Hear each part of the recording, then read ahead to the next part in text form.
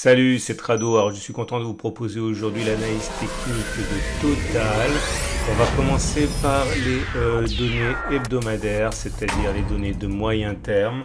Voilà où nous en sommes actuellement. Nous avons en face de nous une résistance importante ici, hein. Il s'agit de la résistance hebdomadaire des 38,9, 39,7. C'était une zone de support. Elle a été cassée. Elle a donc en théorie changé de polarité. Donc attention à cette zone. On voit d'ailleurs que les hésitations commencent à montrer le bout du nez, hein, à l'approche de cette zone assez effrayante, il faut le dire dans un premier temps. À noter également en termes de tendance que pour l'instant, nous sommes dans une situation où on est au-dessus de la moyenne mobile à 20 jours qui monte, enfin 20 semaines qui monte, ce qui veut dire que la tendance générale est haussière. La tendance de fond est toujours neutre puisque nous sommes au-dessus de la M50, mais la M50 descend encore. Donc tendance de fond sur cette unité de temps de moyen terme neutre, tendance générale haussière. À noter, et c'est très important pour la suite, que nous sommes en train de clôturer. La semaine n'est pas terminée, il reste encore 2 séances, mais si c'était vendredi 17h35, eh bien on serait au-dessus de la Bollinger supérieure, ce qui va faire l'objet du backtest du jour. Alors si vous n'êtes pas familier avec ma façon de travailler, tout repose, hein, sur l'utilisation des statistiques. Et voilà ce qui se passe lorsque l'on clôture au-dessus de la Bollinger supérieure. On va prendre les dernières occurrences qui se sont produites et tenter d'avoir un avantage sur l'aléatoire. Alors je vais enlever ceux qui ne nous intéressent pas, en l'occurrence la moyenne mobile 50, la moyenne mobile A20. On va se concentrer sur les 30 dernières fois où les cours ont clôturé au-dessus de la Bollinger supérieure. Que s'est-il passé? Le backtest sera réputé réussi si la semaine suivante on a encore été au-dessus, clôture au-dessus de la Bollinger supérieure. Le test sera révélé perdant si malgré une première clôture au-dessus de la Bollinger supérieure, la semaine d'après on clôture en dessous. C'est parti. Attention, première occurrence, vous le voyez, c'est un échec. On a clôturé au-dessus de la Bollinger supérieure la première semaine, mais la semaine suivante, on est repassé en dessous. Donc, premier échec, suivi d'un deuxième échec avec une première clôture au-dessus de la Bollinger supérieure, mais une deuxième clôture en dessous. Ça fait 2 échecs. Là, par contre, vous le voyez, c'est un succès. Après, ça va aller plus vite. Une première clôture au-dessus de la Bollinger supérieure, suivie d'une deuxième clôture, d'une troisième, quatrième, cinquième, sixième, septième clôture avant finalement une réintégration. Encore une réussite ici, vous le voyez bien. Clôture 1 au-dessus de la Bollinger supérieure, clôture 2 au-dessus de la Bollinger supérieure. Maintenant, on va aller plus vite. Encore un succès pour cette stratégie. Un échec ici. Un succès, un autre succès, un troisième succès, un quatrième succès, un cinquième succès d'affilée. Un échec, un succès, encore un deuxième succès, un troisième succès d'affilée, un échec. Et ça y est, ah non, ce n'est pas tout, encore un succès. Ça ne se joue pas à grand chose, mais croyez-moi, on est bien au-dessus. Un échec, un succès, un échec, encore un échec, encore un succès, un autre succès avec une belle série. Là, vous voyez, on a réussi en l'espace de quelques semaines à prendre 8%. Avant d'aller encore beaucoup plus haut, mais ce n'est pas la question. Un échec, un succès, 2 échecs, un succès. Et je pense que cette fois-ci, on y est quasiment. Un succès, un échec. Et on arrive à la statistique. Et bien sur les 30 dernières occurrences, ce qui est très insuffisant pour éditer une loi, hein, puisque l'échantillon n'est pas suffisamment révélateur, mais c'est donné à titre de partage de ma méthode. On a 18 réussites et 12 échecs, ce qui signifie qu'on a 60% de chance, hein, de clôturer au-dessus de la Bollinger supérieure la semaine prochaine si on clôture au-dessus de cette Bollinger supérieure vendredi soir, et 40% de chance de clôturer en dessous. On continue avec cette perspective en tête. On regarde les données journalières. Les données journalières font état de plusieurs choses qui nous intéressent. La première des choses, c'est que nous avons ici une tendance qui est pour le coup haussière.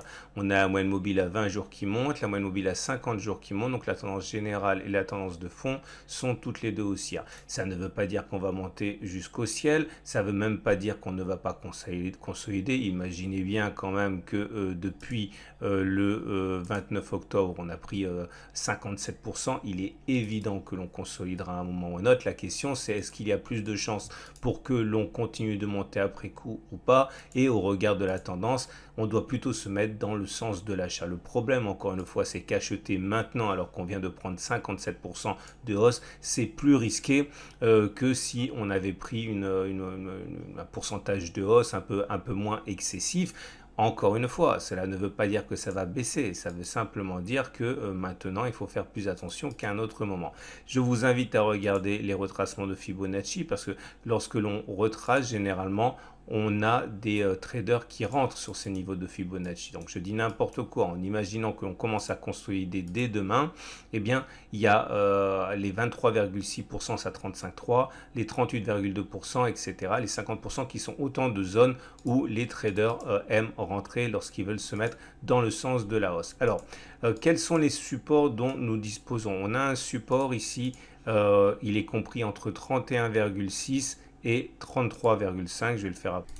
Et il faut savoir que si on y va, encore une fois, considérant tout ce que j'ai dit préalablement, eh bien, il y a beaucoup de chances pour que des traders se mettent dans le sens de la hausse en profitant d'un éventuel retour sur cette zone. Il y a un autre support, beaucoup plus discret, mais c'est un support quand même. Il est là, c'est la petite zone de congestion qui a freiné les cours. Vous voyez, les zones de congestion forment des résistances puisqu'on a du mal à les passer, et lorsqu'elles sont passées, elles sont finalement en situation de changement de polarité, elles deviennent support.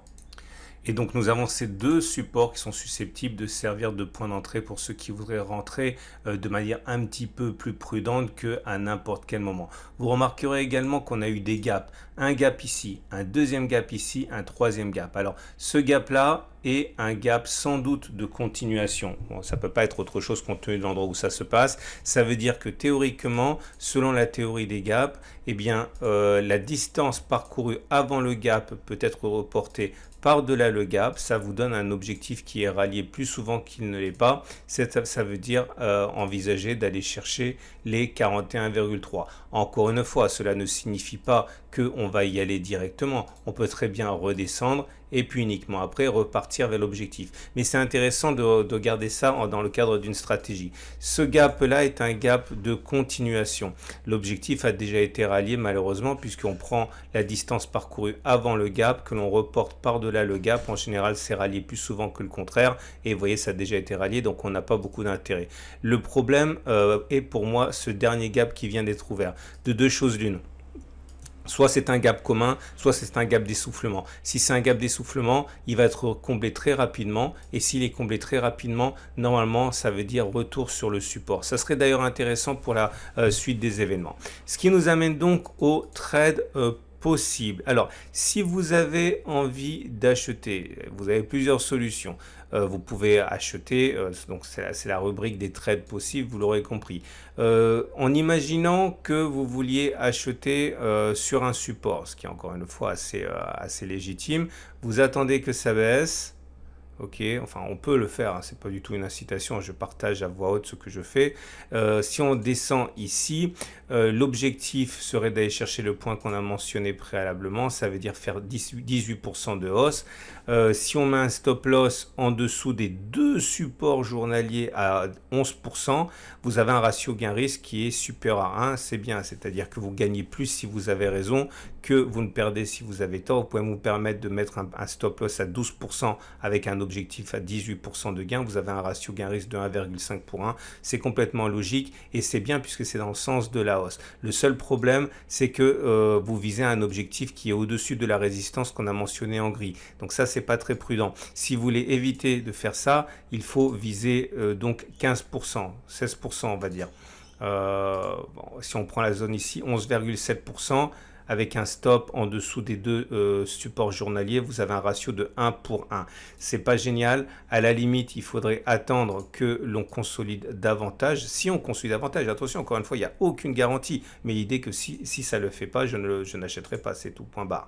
Donc là, si on descend jusqu'à on va dire 34 euros, on espère gagner 14%, on met un stop loss, une perte à 9%, vous avez un ratio gain-risque supérieur à 1, donc c'est pas mal, c'est une possibilité. Maintenant, vous pouvez tout naturellement spéculer à la baisse sur Total, et là, vous avez la possibilité de mettre un stop loss au-dessus de cette grosse résistance qu'on a mentionnée. Par exemple, si vous mettez un stop en spéculant à la baisse à 8%, 8% de hausse, donc vous perdrez 8% si on monte jusqu'à 40,7. Si vous visez 8%, pour avoir un ratio gain-risque supérieur à 1, ça vous invite à aller viser au moins les 34 euros dans votre stratégie de trade baissier. Bon, là, au moins, vous avez un ratio gain-risque supérieur à 1. Le problème, c'est que la tendance, elle est fortement haussière. Peut-être que certains attendront un signe de faiblesse un petit peu plus évident. Bon, en tout cas, vous avez compris, la tendance, elle est haussière. La plupart des gens vont vouloir trader dans le sens de la hausse après consolidation et pas maintenant au contact d'une résistance. Maintenant, si vous l'avez en portefeuille, vous pouvez le garder, j'imagine. Mais acheter maintenant, c'est sans doute une prise de risque. Voilà. J'espère que vous avez apprécié ce format. J'invite à vous abonner à ma chaîne YouTube. Il y a tous les jours des analyses techniques et tous les jours des stratégies. Donc, vous pouvez me suivre également sur Twitter, sur Facebook, sur YouTube, sur Boursorama, comme vous voulez. En tout cas, à très vite pour une autre analyse technique. Et regardez à la fin de cette vidéo, vous avez l'analyse technique du CAC 40 avec la réponse à la question que beaucoup se posent, à savoir est-ce qu'on a déjà connu une hausse telle que celle que l'on a connue actuellement. Voilà, à très vite pour une autre analyse technique.